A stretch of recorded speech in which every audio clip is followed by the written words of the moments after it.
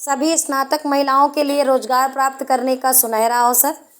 ECCE educator vacancy 10,684 पदों पर vacancy. BA BSc other subject सभी कर सकते हैं आवेदन।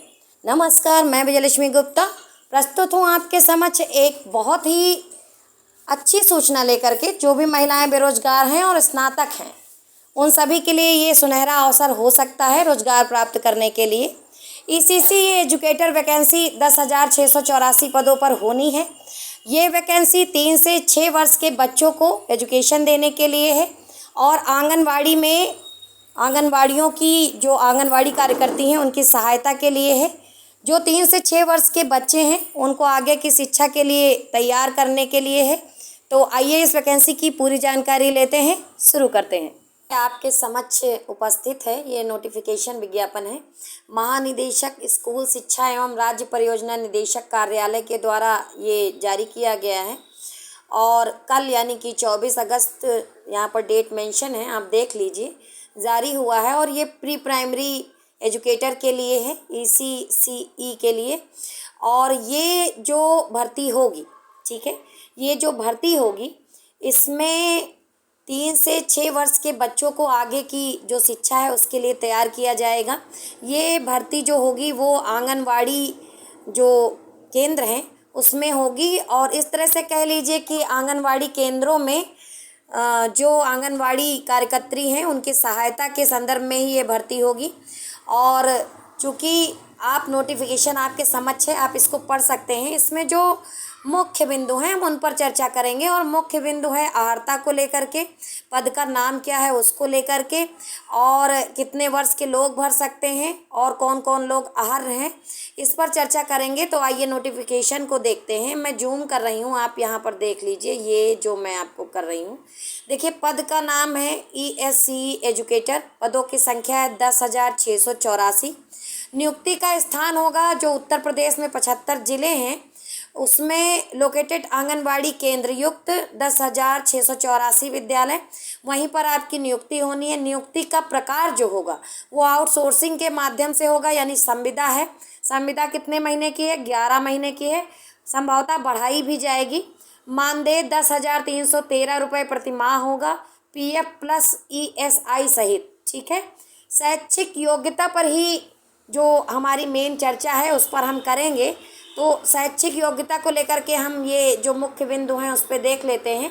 शैक्षिक योग्यता के अंतर्गत विधि द्वारा स्थापित एवं UGC से मान्यता प्राप्त विश्वविद्यालय से स्नातक परीक्षा गृह विज्ञान मुख्य विषय के साथ न्यूनतम 50% अंकों के साथ उत्तीर्ण होना अनिवार्य होता है, ठीक है।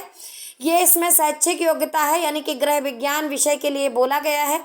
आरक्षित वर्गों को नियमानुसार न्यूनतम अंकों में 5% की छूट दी जाएगी, यानी कि 50% UR के लिए है तो 45% अंक जो रिजर्व कैटेगरियां हैं यानी आरक्षित वर्ग हैं उनको होना चाहिए।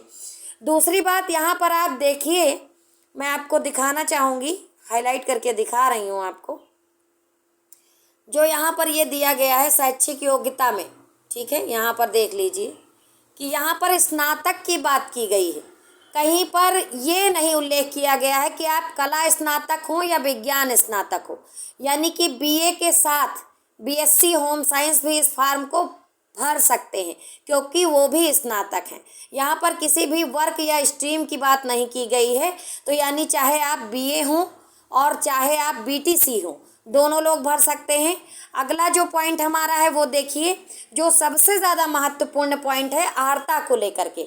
अगर आप गृह विज्ञान में स्नातक नहीं हैं तो किसी और विषय में स्नातक हैं, मान लीजिए आप होम साइंस से स्नातक नहीं है या होम साइंस से BA नहीं है आपका, या होम साइंस से आपका जो है BSc नहीं है, तो अथवा में दिया गया है कि नर्सरी अध्यापक शिक्षा /NTT /CT नर्सरी /DPSC का कम से कम 2 वर्ष की अवधि का डिप्लोमा आपके पास होना चाहिए अथवा समकक्ष डिप्लोमा होना चाहिए, ठीक है।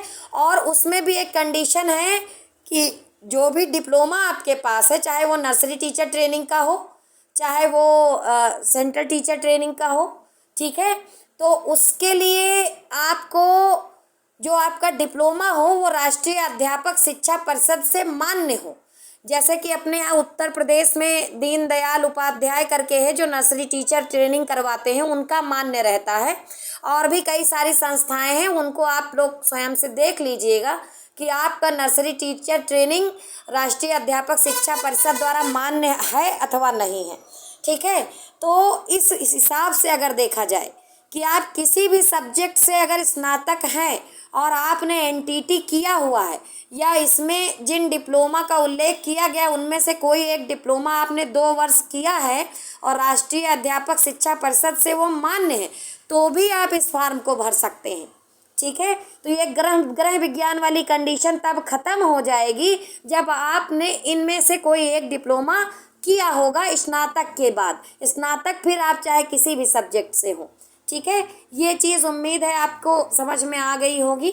बाकी आपकी जो उम्र है वो 40 वर्ष से अधिक नहीं होनी चाहिए, इतनी आपकी उम्र होनी चाहिए। और जो आरक्षित वर्ग हैं उनको आयु में छूट भी दी जाएगी। जो चयन का आधार है वो मेरिट बेस है, आप देख लीजिए। और जो चयन किया जाएगा मैं आपको दिखाऊंगी नोटिफिकेशन में, ये देखिए। जो आपका चयन किया जाएगा वो जो एक समिति गठित होगी, उस समिति के माध्यम से किया जाएगा। और उस समिति में जिलाधिकारी महोदय, प्राचार्य जिला शिक्षा एवं प्रशिक्षण संस्थान के सदस्य, जिला कार्यक्रम अधिकारी, जिला सेवा योजना अधिकारी, वित्त एवं लेखा अधिकारी बेसिक शिक्षा, जिला बेसिक शिक्षा अधिकारी, और 2 लोग चयनित होंगे जिला अधिकारी के माध्यम से। वो सभी लोग आपका चयन करेंगे। चयन का आधार मेरिट बेस होगा। हाई स्कूल, इंटर, ग्रेजुएशन या आपका एनटीटी के जो नंबर होंगे उनको जोड़ करके आपकी मेरिट लिस्ट बनाई जाएगी, औसत मेरिट लिस्ट बनाई जाएगी और उसी के आधार पर आपका चयन किया जाएगा।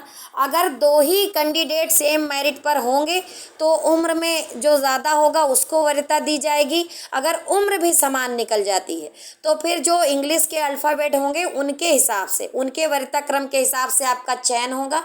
ये नौकरी अच्छी है, बेरोजगारी का जो प्रकोप है उसको कम करने के लिए अच्छी हो सकती है, एक सुनहरा अवसर हो सकता है।